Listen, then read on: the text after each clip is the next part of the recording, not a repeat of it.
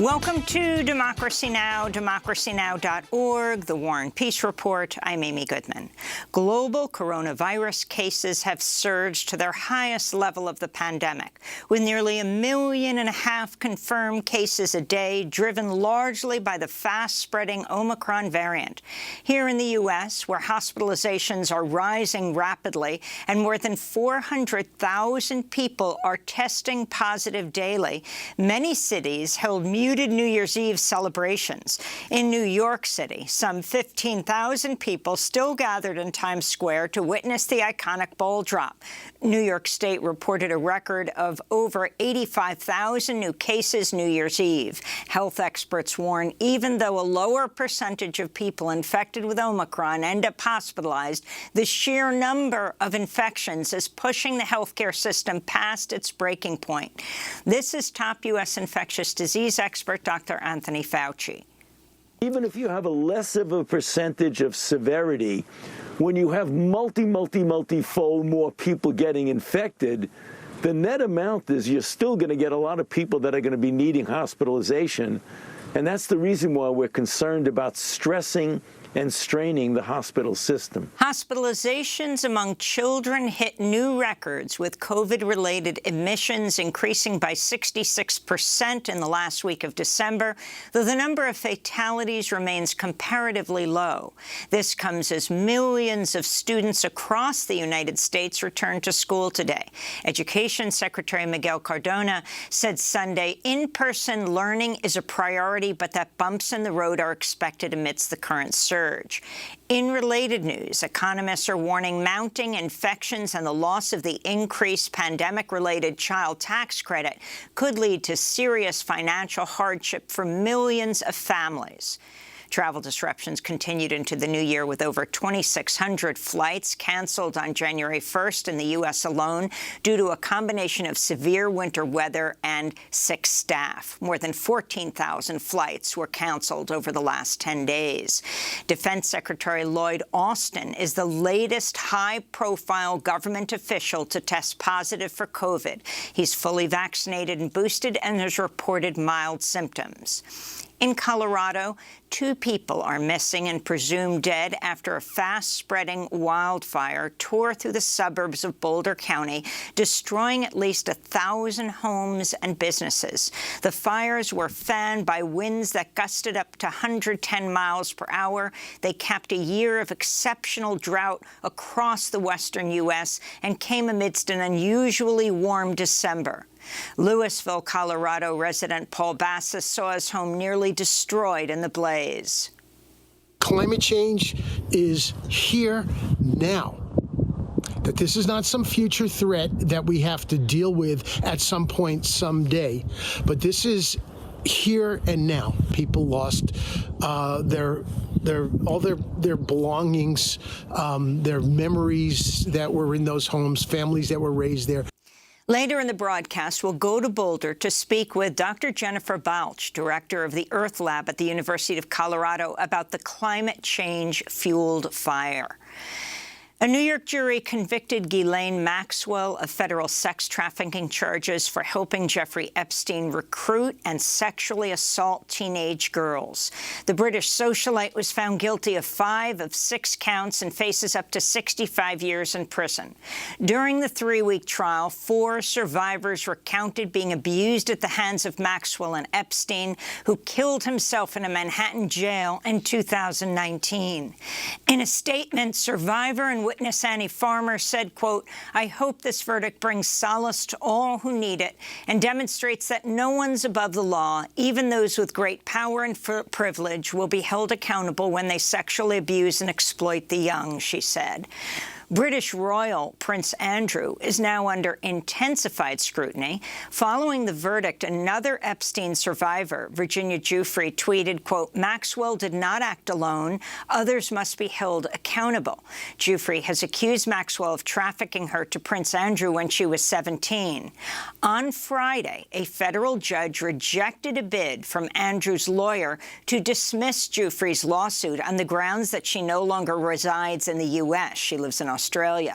A New York court is set to unseal a confidential 2009 settlement between Epstein and Giuffre today, and Prince Andrew's lawyers are expected to argue again for a dismissal of her case against him Tuesday.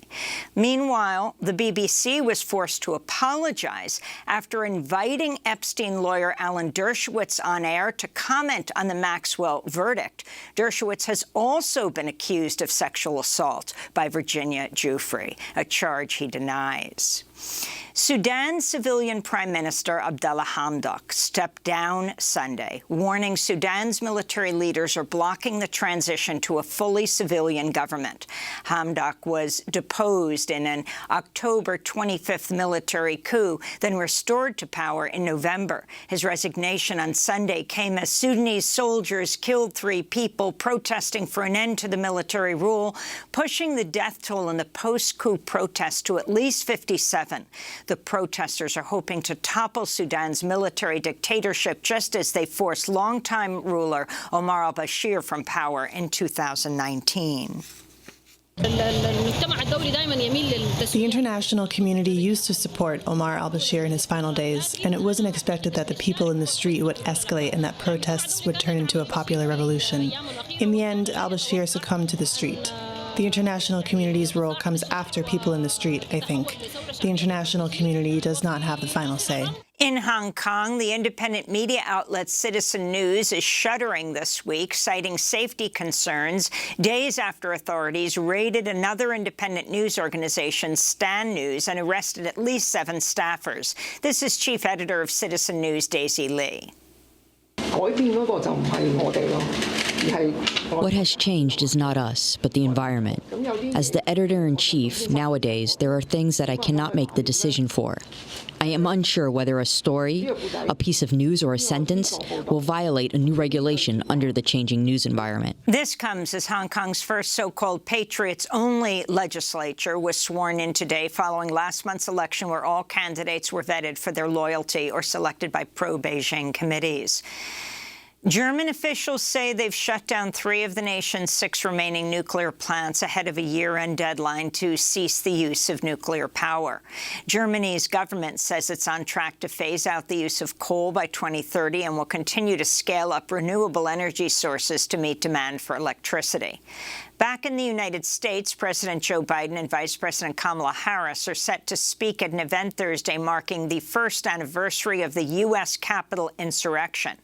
On Sunday, Wyoming Congressmember Liz Cheney, the top Republican on the House Select Committee investigating the insurrection, told ABC News former President Trump is, quote, clearly unfit for future office, as she described his refusal to stop the violent mob attack on January 6 for over 3 hours.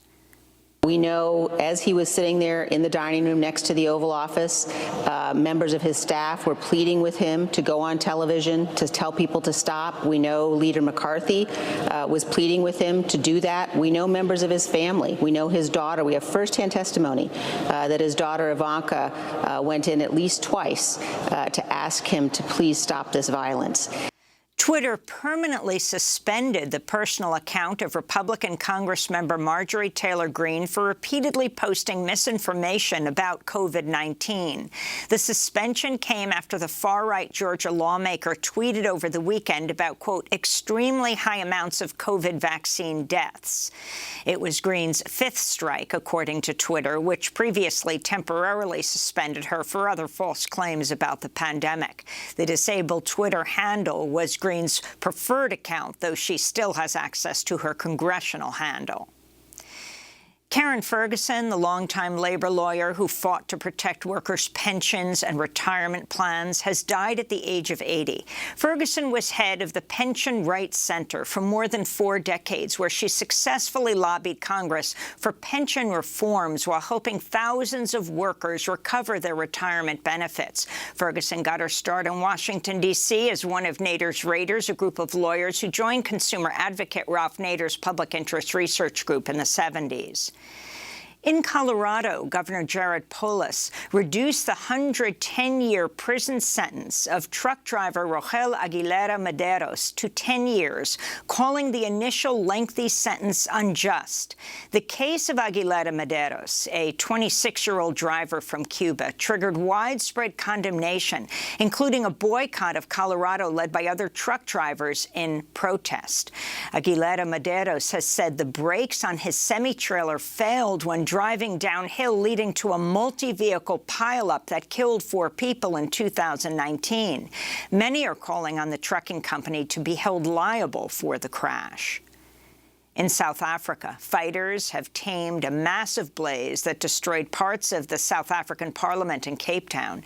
A suspect has been arrested in connection with the fire, which had been burning since the early hours of Sunday. No one's injured in the blaze. The building's also home to thousands of national treasures, including rare books, artwork, and historical documents.